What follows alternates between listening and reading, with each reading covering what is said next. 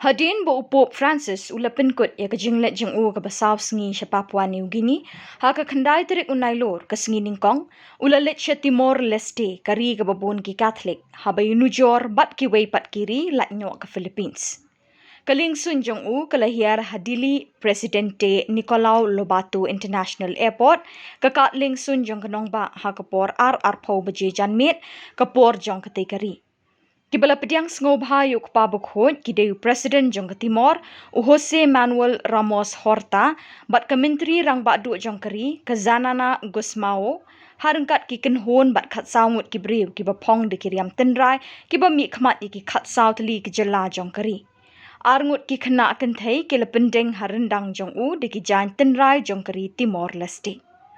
Indala dap pediang ngobha yu hakat liengsuin layalam yu syaka apostolic nunciature Dili ha ka ba unchong that kendiat shwaban net syaka ying president na ka benta ka pediang buram bat ka jingkren Nyngkong jong syaki bor sensyar jong ke Timor Leste. Kat ba udang let syaka nunciature de ki Phew Hajar ki ba ki la ying ha ki surok da ka ba kawe ikilama le bat stem jong ke Vatican.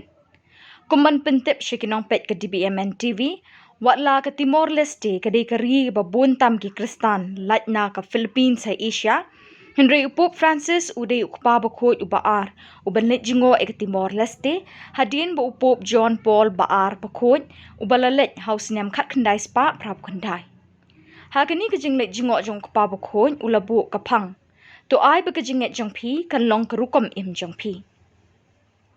Kpa Bakhuid unpin mentai kamas Bakhuid hataki tulo esplanade Dili hakaspau tarik nailur ha kabalakmi linti bakindon kumba nyolak ngut ki para banget ki bakenthop na kari Indonesia bamarjan ba na Australia ken yeshim menta nalor kiwei ki jingelang ba jinge kendu bakiriu sarkar bat kinong lam balang ha ka khatwei tarik nailur unle ye kendu kerpang ye ki khna ki badon jingduna ki khatmet bat un ye kendu ye kumba saw hajar ngut ki samla.